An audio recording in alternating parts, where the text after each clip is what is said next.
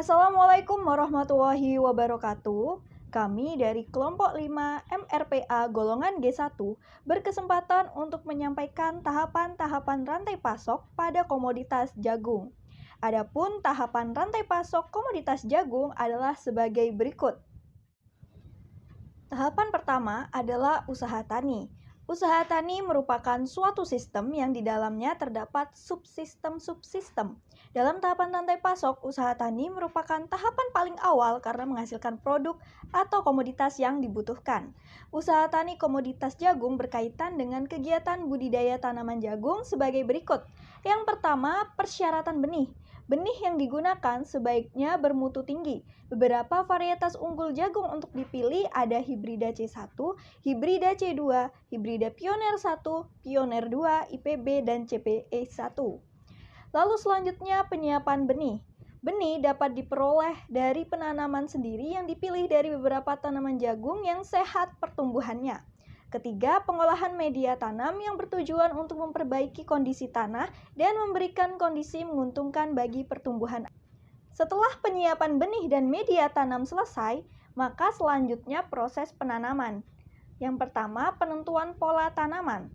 Pola tanam memanfaatkan dan memadukan berbagai komponen yang tersedia. Pola tanaman yang biasa diterapkan adalah tumpang sari. Selanjutnya, cara penanaman. Pada jarak tanam 75 x 25 cm setiap lubang ditanam satu tanaman atau jarak tanam 75 x 50 cm setiap lubang ditanam dua tanaman.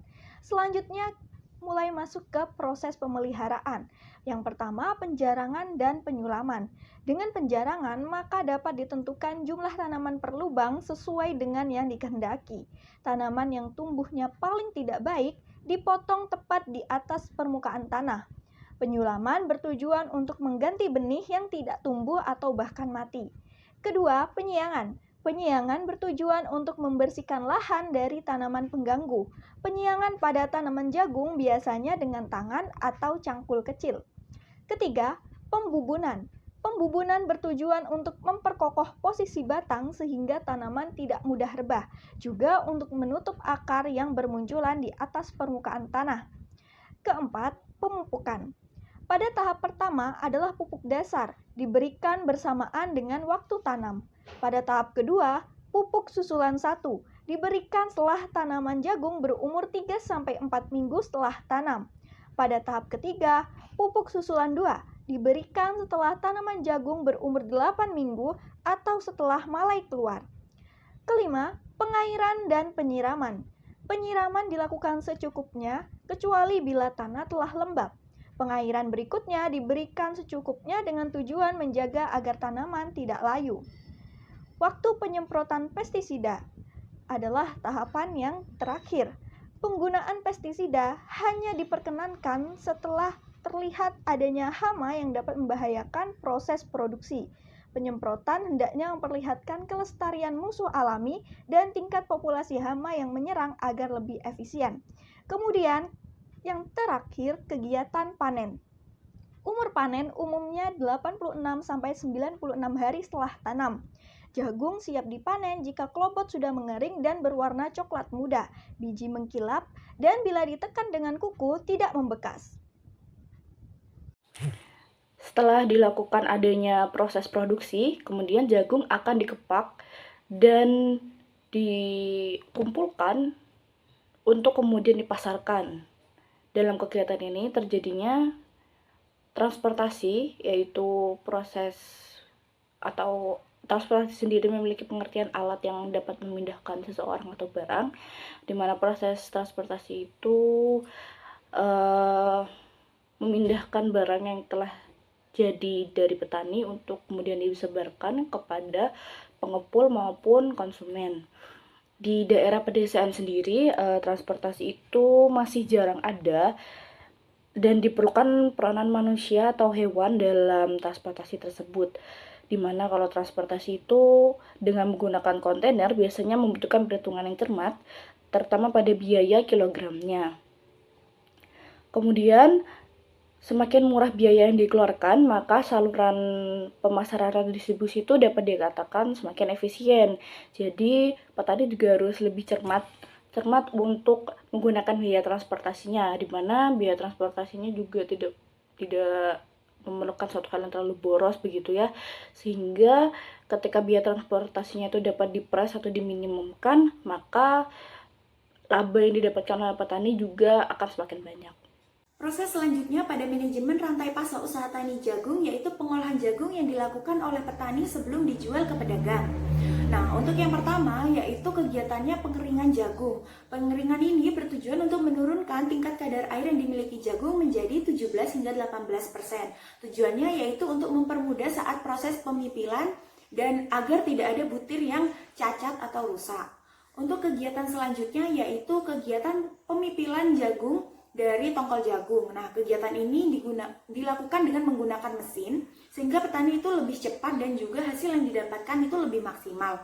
Untuk cara kerjanya, saat jagung dimasukkan ke dalam mesin, maka mesin secara otomatis memisahkan butir dengan tongkol jagung. Nah, untuk kegiatan yang ketiga yaitu proses pengeringan jagung, di mana proses ini dilakukan setelah pemipilan jagung. Untuk proses pengeringan jagung yang kedua ini bertujuan untuk menurunkan tingkat kadar air jagung menjadi 13% dan jagung siap untuk disimpan secara lama. Untuk pengeringannya sendiri dilakukan secara manual dengan memanfaatkan sinar matahari dan juga dengan menggunakan mesin atau oven atau dryer. Untuk perbandingan waktunya dengan sinar matahari itu 3 hari dan dengan dryer itu hanya 7-8 jam.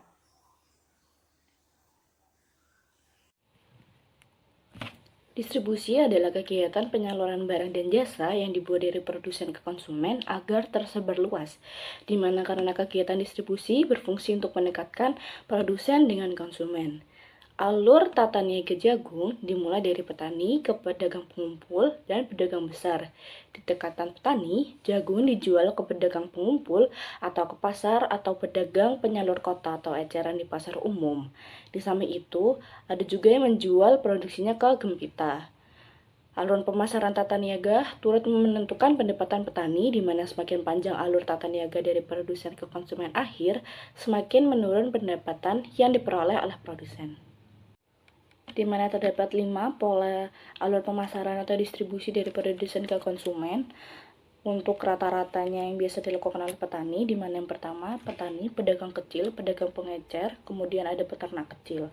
Yang kedua dari petani kepada pedagang pengumpul, industri, kemudian kepada peternak besar. Yang ketiga ada petani, pedagang besar, industri, dan peternak besar.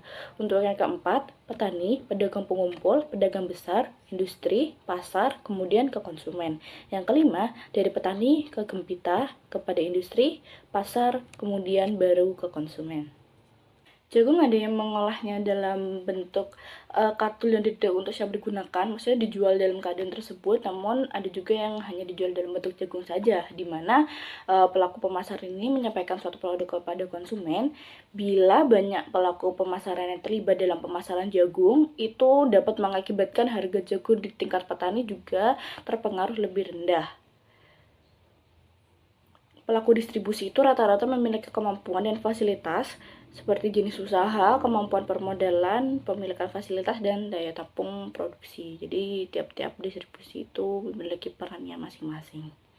Dan berdasarkan alur pemasaran tadi dapat disimpulkan bahwa saluran pemasaran yang paling efisien adalah saluran kelima karena memiliki nilai produksi yang tinggi sehingga tingkat efisiensinya lebih rendah.